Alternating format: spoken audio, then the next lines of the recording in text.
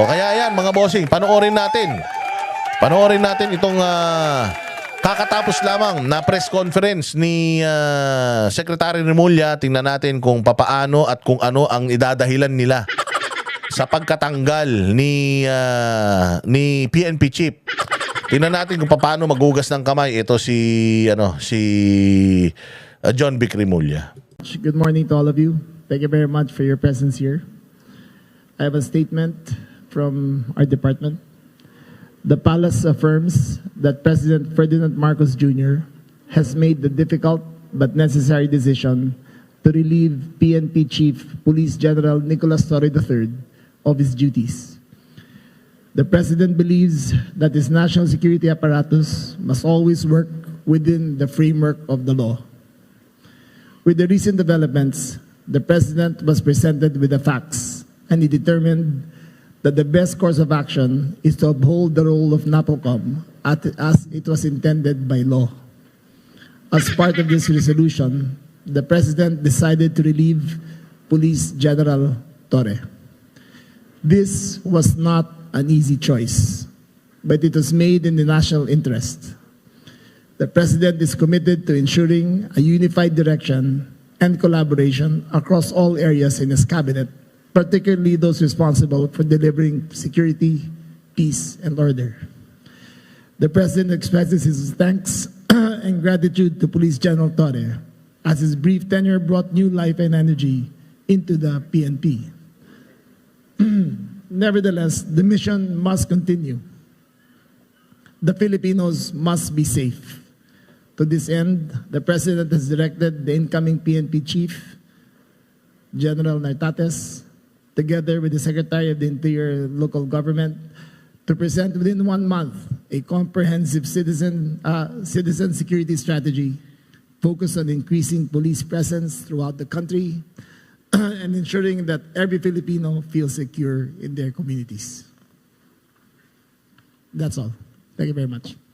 Thank you so much, Secretary. So we will now start with the questions. I remind everyone to only ask 2 questions each so that it can be orderly po. So first, here is Ms. Leia Ilagan from UNTV. Thank you.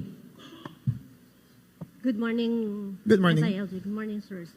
Sir, can you enlighten us kung ano yung ibig sabihin ng difficult but necessary? The President is very fond of General Torre. In his brief tenure as chief and even before that as CIDG, the President and General Torre have had a wonderful and productive relationship. However, there comes a crossroads in a President's decision-making that he has to make the tough but necessary decisions to push his agenda forward. Sir, itatanong ko yung tanong din ng marami. Ano yung reason bakit inalis po si General Torre? Precisely because we are a country of laws and not of men, that the institutions must be larger. Yan ang than the sinasabi people who ko. elect. Oh, And nag-astang in this case, presidente the ang President saw it Tolonges. necessary that the institution of the PNP and the NAPOCOM be upheld as according to the spirit of the law as it was created. Sir, may connection ba ito doon sa... Ito na yan. Follow up na lang, sir. Okay. Last na, sorry. Sir, para lang mabuo yung storya. Sir, may connection ba ito doon sa nakaraang resolution ng NAPOLCOM na hindi po nasunod, parang hindi naglabas o hindi na sunod ni General Torre? Yung NAPOLCOM resolution ng mga reshuffle ng mga opisyal? That, among other things, is part of the consideration of the President. Okay. Thank you, Ms. Leia. Thank you, sir. Third, Ann Malonzo from Sunstar. Sir, good morning. Sir, Yes. so my first question, saan na po ngayon ang i-assign si General Torre and what will happen, sir? Kasi nasa kanya yung 4-star. Yes, that issue, General Torre has been informed of his relief. He has the option of retiring or staying, but the question of the 4-star will be with the NAPOCOM to take up, but that is a collateral issue only to that who will be running the PNP, which will be formally, as of today, General Nartates. Any words, nag-usap na po kayo ni General Torre about this matter, sir? I have tried to get in touch with him. I made 5 phone calls last night. I think he was in a dinner, but he was duly informed, properly informed of the decision of the President. Okay. Ma'am, last, hindi kayo sinagot, sir? Hindi kayo sinagot ni General Torre? We Tinawagan lang. Oh, yun lang. Yan lang ang deserve mo, Tore. Yan lang ang deserve mo. Hanggang tawag ka lang. Oh, hindi ka na pwede. Huwag ka na papuntahin. Total na mo, wala kang kwentang tao. Basahan ka lang naman. Oh, pinagawa ka lang naman nila ng mga kabalastugan nila. Oh, wala ka naman talagang qualifications. So, wala ka naman talagang bilang. So, tawag lang. Tapos, nung di mo na-receive yung tawag, text na lang. Oo. Di ba? Oh, yan. Oh, kaya magsilbing aral na yan sa inyo, mga bossing ha. Magsilbing aral na sa inyo itong mga nangyayaring ito dahil wala kayong kwenta sa gobyerno. Lahat kayo ay replaceable. we have our own forms of communication, and he did acknowledge. Thank you. Mr. Mark Makalalad of DZBB. Ay, Secretary, good morning. Obviously, yung pag-relieve kay Chief PNP, unpopular decision, dahil nagkaroon ng conflict previously sa resolution ng NAPOLCOM and PNP. Hindi po napatupad yung order. So how do you intend to manage the public's perception na yung leadership ng PNP ngayon is stable sa kabila ng pagpapalit ng leadership stable? Is stable, And yes. wala po itong bahid ng politika. That is precisely why we are doing this, because we want to take politics out of the equation. When you have issues arising, you must resolve it according to the rules of the institution, and that's what we are doing. This is not a popularity contest. This is a question of maintaining the integrity of the institution. Sir, binalikan ko yung resolution ng NAPOLCOM 2025. Mabigat yun ha. Integrity. Wala, ibig sabihin si Torre walang integridad. Ibig sabihin walang integridad, walang linis sa pagkatao at marumi. Bahid siya ng karumihan sa PNP. That's yun yung mukhang yun yung tinutumbok ni Remulla. Panalo si Remulla, palakpakan natin si Remulla. Ang pakayabang mo kasi, Torre. Napakayabang mo eh. Kala mo mas magaling ka kay Remulla eh. Mas malaki ang bag nila Remulla eh. Wala ka namang ambag talaga eh. Mas malaki ang bag nila Remulla. Kaya sinibak ka. Makikipagmatigasan ka ba naman kay Remulla? Feeling mo, sikat na sikat ka na sa ginawa mong kagaguhan eh. Kaya ngayon, humanda ka dahil matatamasa mo ngayon. Wala ka na sa kapangyarihan, Torre. Matatamasa mo na lahat. Lahat ng mga itinanim mo, aanihin mo na. Wait ka lang. -0531, adopted last August 14, states that non-compliance with the requirements herein prescribed shall subject accountable officers to administrative sanctions. So itong pag-relieve kay General Torre, parte ng sanctions dahil hindi sa pagsunod doon sa NAPOLCOM resolution? There is no sanction. The NAPOLCOM has not taken any sanctions as a body, nor has it been discussed, nor has it been filed. This is a personal decision of the President, and he has, after careful perusal of the facts, the order came from the office of the President and not the NAPOLCOM. Okay. Go ahead. Just go ahead. Okay. One more. Yung 4-star, kailan po makakukuha ni General Nartates? You will learn about that as soon as the NAPOLCOM board convenes again next week. Okay. Thank you po. Thank you. Mr. Edniel Paroza from DZRH. Sir, follow up lang dun sa last question. So yung turnover officially kay General Nartates ay mangyayari ngayon. Yes. Sir, balikan lang namin sir yung comments or yung actions ng Malacanang. Ano yung exact na comments ng Presidente pagtapos ng medyo pagkakaiba doon sa NAPOLCOM order? Tinangka niya bang mamagitan o resolba? Well, Man lang. as I read nung binasa ko, he has to make sure that the national security apparatus is always in one direction. And in this case, there was the president felt that he had to straighten things out and the decision was made to replace General Torre. Ano na lang sir yung marching order ng presidente sa bagong PNP chief kay General Nartates? Well, as I stated earlier, the PNP chief and I will have to present within 1 month a comprehensive citizen security strategy focused on public safety. May mga inaasahan ba tayo sir na drastic changes doon sa response natin sa 911 at iba pang programs na in-implement ngayon sana ni PNP Chief Torre? I do not believe that that is part of the agenda. We will launch the Unified 911 on September 12, and General Nartates will take cognizance over that. It is an improved system. It is a more responsive system, and I think the people will see the difference. But from now till then, the 5-minute rule of General Nartates, of General Torre, will still be in effect, and we expect General Nartates to continue the good works that General Torre has started. Okay. Thank you so much. Mr. Manny Tupaz from Philippine Star. Sec, good morning. Morning. Sir, magmula nung nag-assume si PNP Chief last June 2, from the very start ba, may mga disagreements na kayo ever since? No, on never. funds? PNP Chief and I have always had a great relationship. Remember, I only entered the SILG Charot! last October, and that's the first time I met him. And from then till now, our relationship has, I would care to say that it is stellar. We've never had disagreements, and save for the last few days about certain things. And until now, I still consider him not only as a colleague, but someone who I've gone to battle with and who I trusted big decisions of the president with. Second lang. Okay. Aside apart dun sa Napolcom Reso, may nabanggit kayo among other things. Ano pa yung mga other issues kay Chief PNP na nagkaroon ng consideration bakit siya kailangan That is tanggalin? between the national security apparatus and him, and that is an executive privilege we cannot divulge.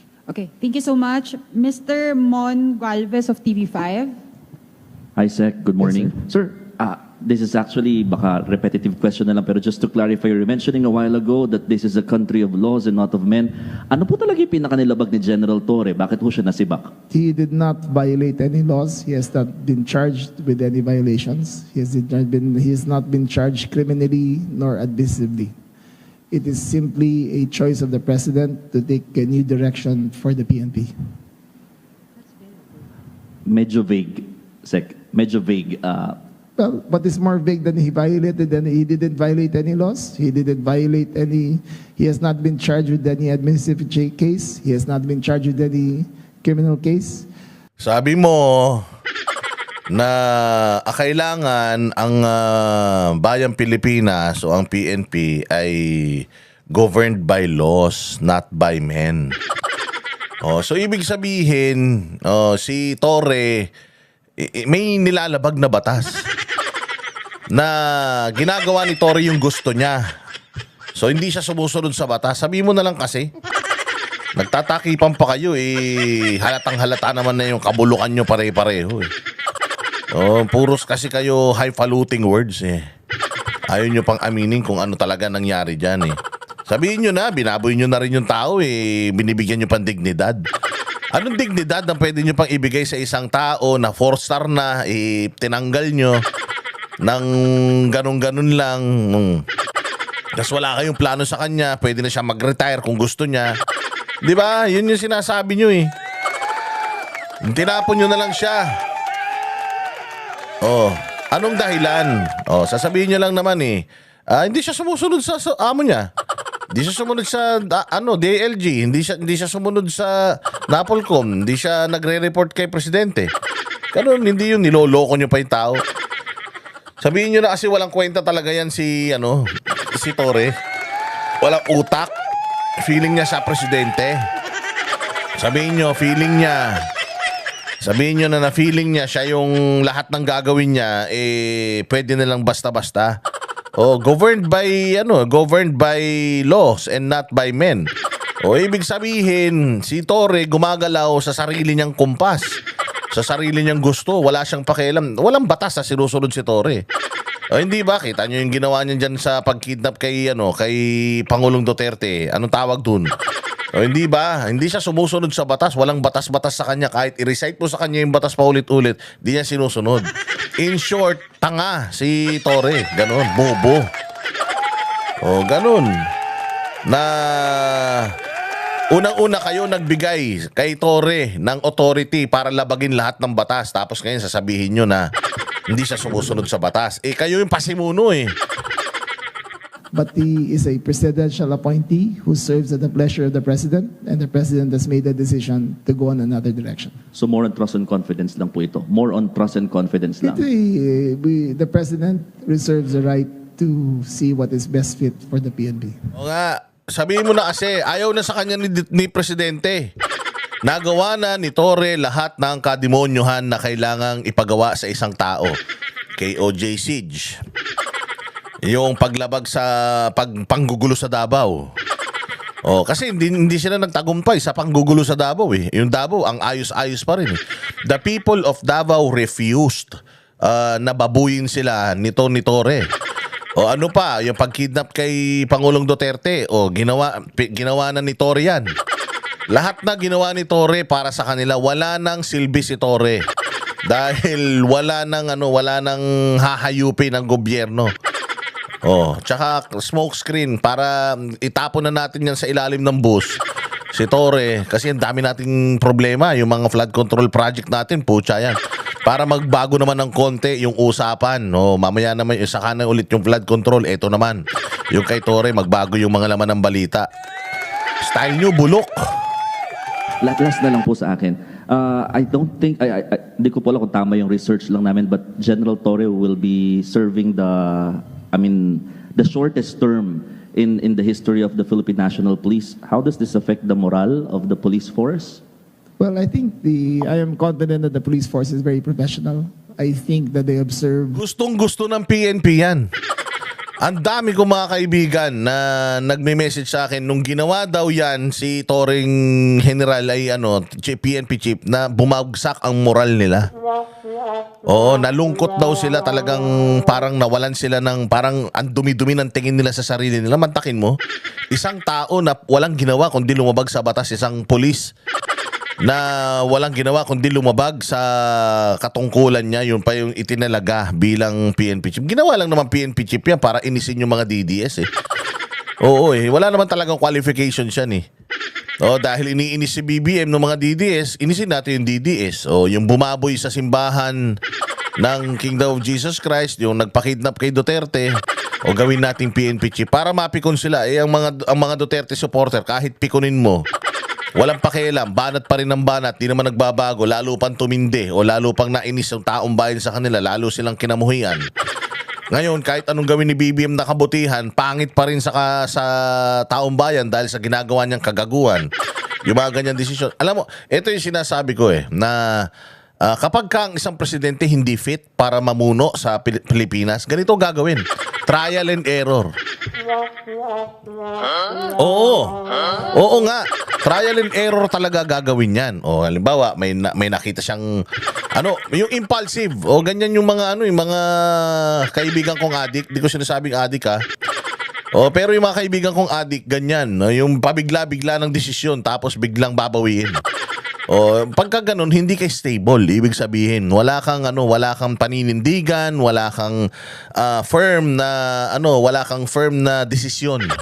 Kapag gano'n, kawawa talaga ang bahay kasi trial and error. Kung ano na lang yung maisip mo, yun na lang, tapos biglang, ay, mali pala.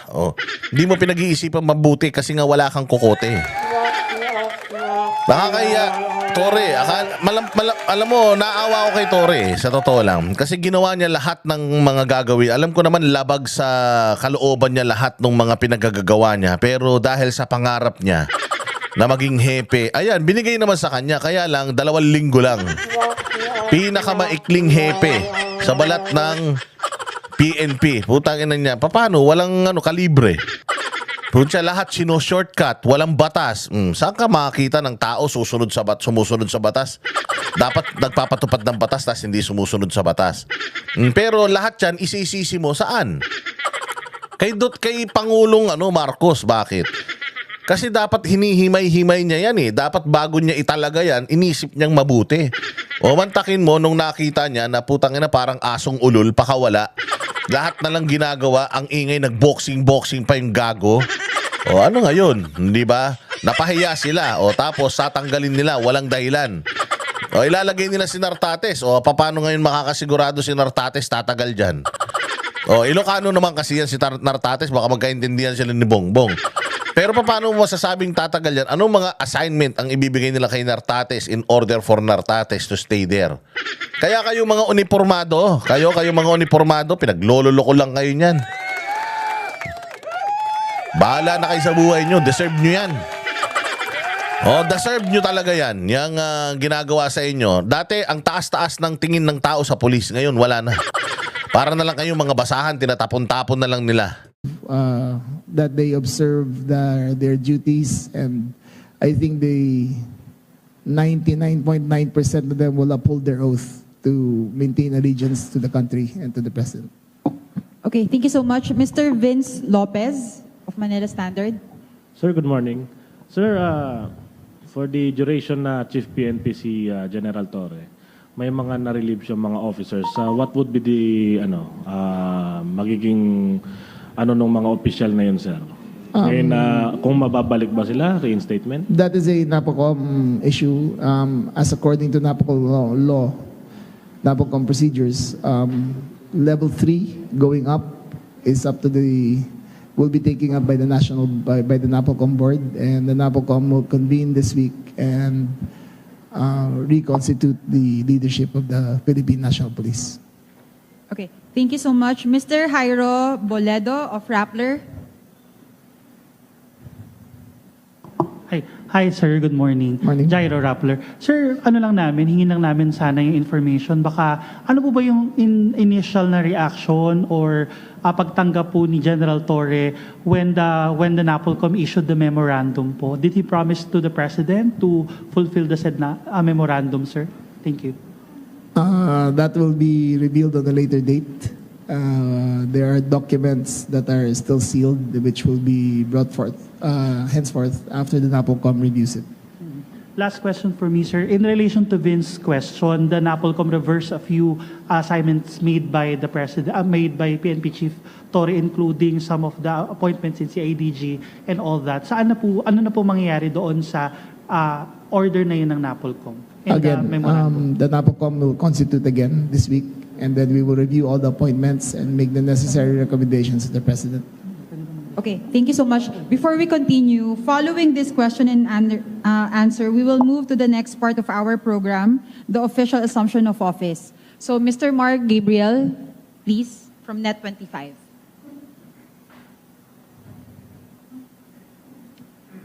Sec, good morning po.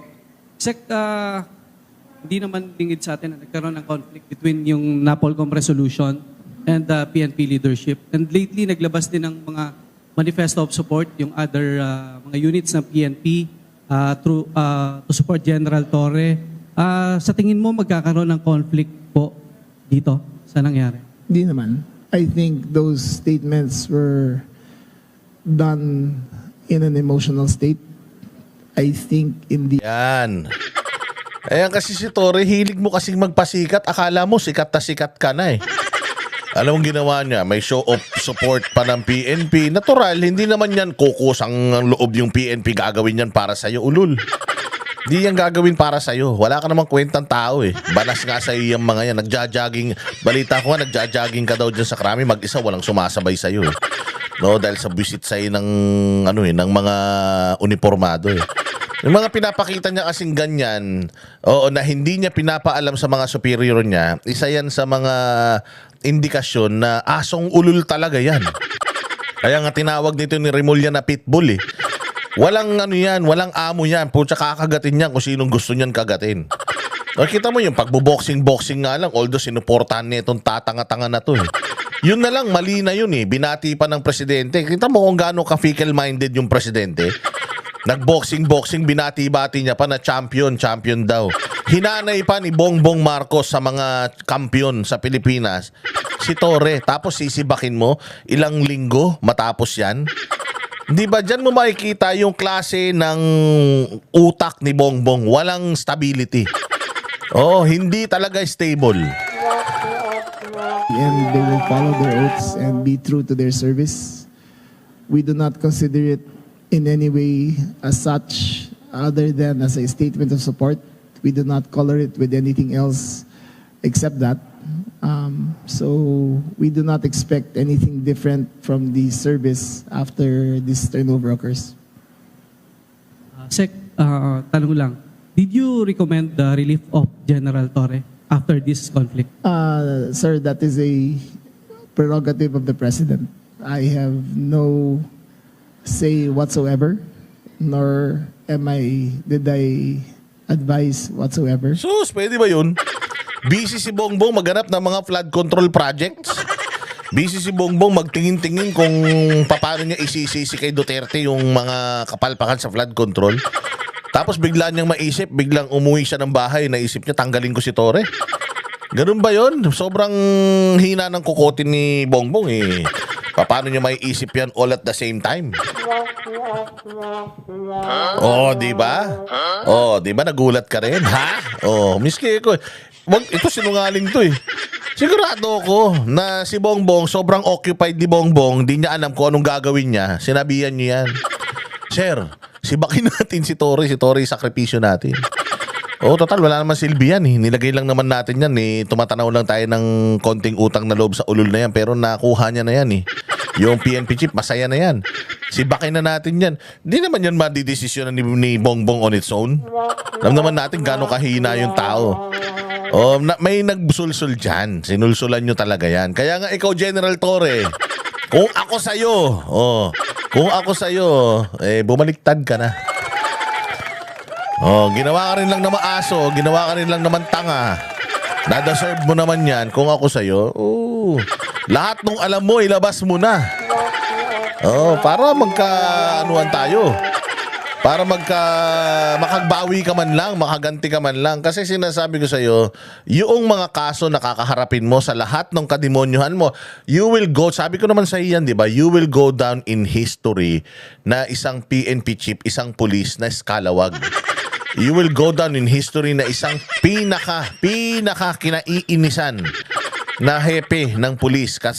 Kasunod mo si Marbil. Dalawa kayo. Diyan maaalala, sa tuwing maaalala ng tao si Torre, makikita nila yung mukha mo. Nakamukha ni Diwata. Makikita nila yung mga pinaggagawa mong kadiliman sa Pilipinas. Yun lang maaalala nila sa'yo.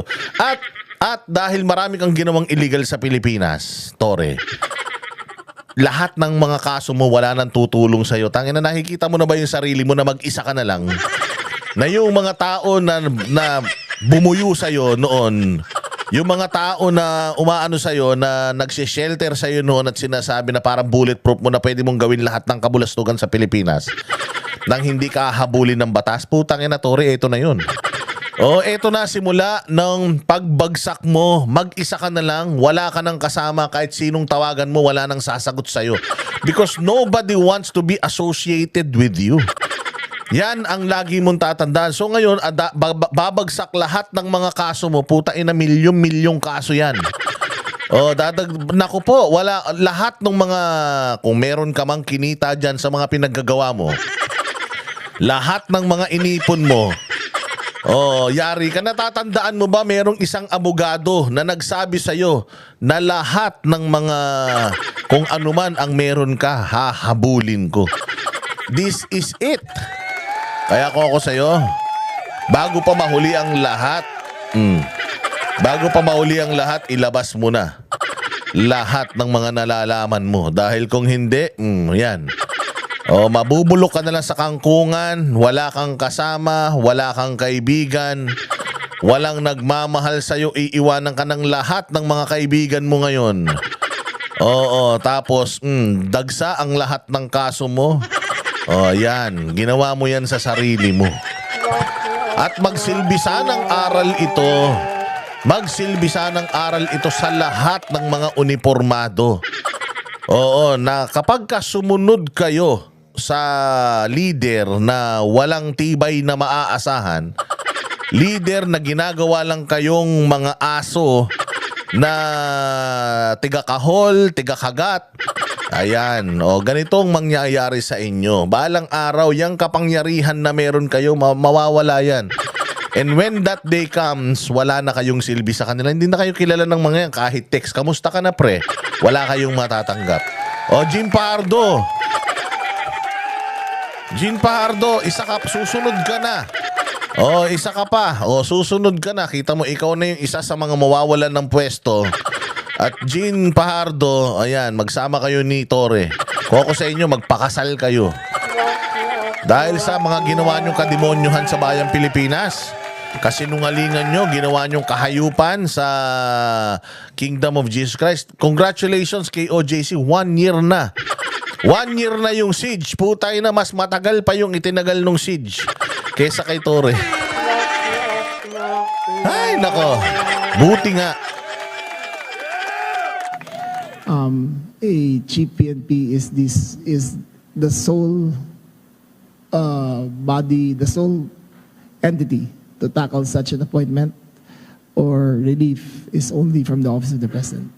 Okay, thank you so much. Mr. Jason Gigales of Inquirer. Good morning, SILG. Paano po if hindi po nag-retire si General Torre po? Kung ayaw ho niyang mag-retire, if he doesn't give up that rank ho, that position, that 4-star position ho? That will be taken up by the NAPOCOM.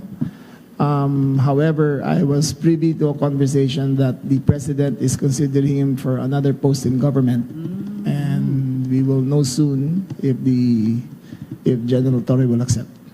Okay, sir. Second question ko lang po on my end. With the appointment po of Nartates, would you happen to know po, ano po yung rationale behind his appointment? Ano po yung reason particularly behind him being selected for this, to replace Torre po? Again, your question was... ano pong rationale behind Nartates being the selection to replace Torre? Well, General Nartates has served the PNP with distinction, much less with honor and with integrity. The president, while ruminating through the papers and through the qualifications, so that General Nartates was best qualified to be the next chief PNP. Okay, thank you so much. Ms. Marlene Padiernos of DZMM. Hi, Sec. Sir, nabanggitin nyo kanina walang naging paglabag si General Torre na posibleng naging dahilan ng kanyang pagkakasibak po sa service, sa pwesto po. However, sir, ano ho ba yung nakikita niyo hindi ba na siya sa serbisyo ni General Torre? And nung nalaman po ninyo na aalisin siya bilang Chief PNP, nagawa niyo ho ba siyang, nagkaroon po ba ng pagdepensa kahit paano para mapa-stay siya doon sa kanyang post, Okay, sir? in terms of the reasons behind it, again, I defer to the president. He is the... Wala na, hugas kamay na si Hugas kamay na si Remulla. Syempre, kailangan niyang gawin yan. Hugas kamay na para hindi siya masisi. Kasi alam naman natin na nagkaroon talaga sila ng conflict dalawa. Na si General Torre ay gumalaw according doon sa pagkakaintindi niya. Kasi wala namang utak si Torre. Hindi alam ni Torre whether lumalabag siya sa batas o hindi. So gumagalaw siya sa sarili niya dahil feeling niya meron siyang authority. Mantakin mo, ito yung sinasabi natin binigyan mo yung isang tao ng kapangyarihan na wala siyang kaalam-alam tungkol sa kapangyarihan na yung kung paano niya i-manage. Wala siyang kaalam-alam sa kapangyarihan na yung kung gaano yun kaimportante. So kapag binigay mo yung sabi ko nga sa'yo, bigyan mo ng baril yung isang tarantado. Feeling niya pag binigyan mo siya ng baril, pwede niya nang iputok yan kahit kanino. Yun ang problema natin. Kapag ikaw pumili ka ng mga nasa gobyerno na hindi naman talaga nila alam yung trabaho, katulad niyan, pumili ka ng isang congressman. Tapos hindi niya alam kung paano talaga siya magsisilbi sa bayan. Ang akala niya yung pagiging congressman, malimpak-limpak na salapi lang yung makukuha niya. Yun ang problema. Pag naglagay ka ng isang presidente, for example, na sabog, adik, ganon, lasenggo. O anong ine-expect mong gagawin niya sa bayan mo? O maglagay ka ng isang PNP chief na kasi maglagay ka na lang ng security guard na magnanakaw. Oh, yung security guard na yan, magnanakaw yan. Ilagay mo siya, tagabantay ng bahay mo, umalis ka. Pag uwi mo, tingnan mo kung may gamit ka pa. Di ba? Ilagay mo ang isang PNP chief dyan na lumalabag sa batas. Yung mga ginawa niya sa Kingdom of Jesus Christ, wala siyang, akala niya tama lahat yun. Imaginein mo sa isip niya tama lahat yun. Kriminal ang utak mo pagka ganun. Yung ginawa niya kay Pangulong Duterte, sa isip niya tama yun. Alam mo may tama sa utak eh. Yung ginawa niyang pagbo-boxing-boxing, sa isip niya tama yun. Alam mo walang kapasidad talaga itong tao na ito eh. Inilagay mo dyan sa posisyon. Tapos pinapalakpakan nyo yung mga ginagawang kagaguhan. What do you expect? Anong sa tingin nyong gagawin yan kapag pinahawak nyo ng kapangyarihan yan? Eh di wawalwalin yan yung kapangyarihan. Hindi ba? O hindi nyo kasi iniisip kung gaano ka-importante yung mga posisyon. Lalagyan nyo lang yan ng mga tao na hindi naman qualified Tapos ini-expect nyo magpe-perform yan? Tayo na maglagay ka ng elementary graduate sa isang posisyon na kailangan may may masterals, may PhD ka. Do you think mag-work yan? So, lahat ng ito, nangyayari ngayon, kasalanan yan, una, ng presidente. Kasi ito, appointed to ng presidente. Nilagay lang ng presidente yan dyan, hindi dahil fit siya sa trabaho. Nilagay siya ng presidente dyan para mainis yung mga Duterte supporters dahil grabe ang banat sa administrasyon niya. O ano nangyayari ngayon? O di sila din, sabi ko sa inyo, ang mga tarantado na yan, sila din yung mag-e-expose sa sarili nila gano'n sila kabobo. O, sino nag-expose sa flood control projects? Yung langit. Napakalakas na ulan. Sumobrang dami ng baha. Nabwisit ang taong bayan. O, yun ang nag-expose sa mga kabulastugan nila. Di ba? Sila din ang sumisira sa mga sarili nila. Self-destruct sila. Yan yung sinasabi natin Kalma lang tayo. Let us not disturb the enemy while they are making a mistake. And tingnan mo, sila yung nagkakagatan. Bakit? Sila yung may mga kanya-kanyang personal agenda. Kaya sana, sa mga kapwa ko Pilipino, wala nang pag-asa to. Itong si Bongbong, administrasyon niya, wala nang pag-asa yan. Walang gamot sa tanga. Oo, wala nang pag-asa yan. Pabagsak na talaga yan. Lame duck na presidente, pabagsak na yan. Even yung pakapangyarihan nila sa Congress, sila nagtitibagan na Sila nagpapanaan na dun So wala na ito. Yung in-establish ni Bongbong na super duper duper majority nila, wala na yan. Wala nang kapangyarihan yan. Going to 2026, sabi ko sa inyo, warak na yan. And papunta ng 2027, si Inday Sara, kulang na lang iproklama ng taong bayan yan. Nandun na tayo. Nananalo tayo paunti-unti dahil dito sa mga ganitong kabulastugan. Pero wag na wag tayong malilingat doon sa totoong issue ng bayan. Hindi naman issue si Torre. Alam natin na sa mga ginagawang kabalbalan ni Torre, yan, magiging tawag dito, sasablay yan, matatanggal yan. Tsaka, isang taon lang naman talaga yan Next year, retired naman na talaga yan, so matatanggal din naman yan. Napabilis lang. Balik na tayo ulit doon sa flood control issue. Huwag nating kalilimutan yung flood control. Nandiyan talaga ang buhay natin. Yan ang dapat in-focus natin. Si Torre, basura yan. Oo, si Torre, worth lang siya yung konting time natin para pagtawanan siya. Deserve niya yun. After nun, move on na tayo ulit dyan sa flood control. Sigurado ako, kapag hindi tayo natinag, kasi ginagamit na nila si Pastor Apollo Kibuloy para malingat tayo. Tingnan mo, magkakadikit yan Pastor Kibuloy, Torre. Ginagamit lang nila yan para malingat tayo sa totoong issue ng bayan, which is yung flood control. Wag. Pagkatapos natin dito, pansinin natin to saglit, tapos balik tayo flood control. Pusta tayo, meron na namang itatapon sa ilalim ng bus yung mga yan. Gagawin nila ang lahat para para matabunan itong flood control na to. Gagamitin nila lahat ng makinarya nila para matabunan nito kasi ma-expose sila dito eh. Governor, mayor, congressman, senador, ma-expose dito hanggang presidente. O kaya gagawin nila lahat, yung mga ninakaw nilang pera, gagamitin nila, magbabayad ng kung sino-sino yan para magkaroon ng mga panibagong iskandalo. Papansinin natin saglit, balik tayo ulit sa flood control. Para talagang lahat ng pwede nilang itapon, lahat ng pwede nilang isakripisyo na nila.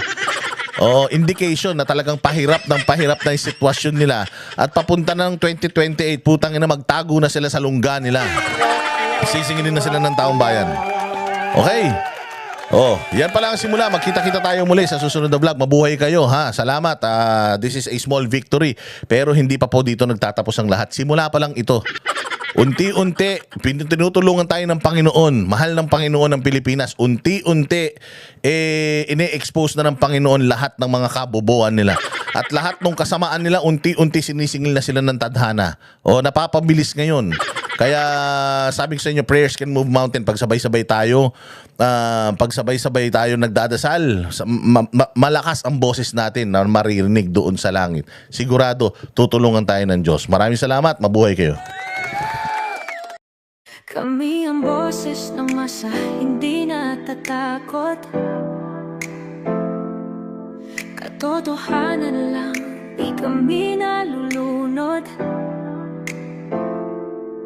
Walang bahid ng sismis, lahat ay totoo. Kahit sino ka pa, pag mali ka babanatan ka. Walang pinipili kulay, wala kaming kinikilingan. Basta para sa bayan, kami lalaban. Pagdama palapakan, pag mali banatan. Di matitinag, di matatakot, para sa bayan tuloy ang sigaw. Sa harap ng kamera, walang halong takot. Mga baluktot, lahat kayo'y tuwa.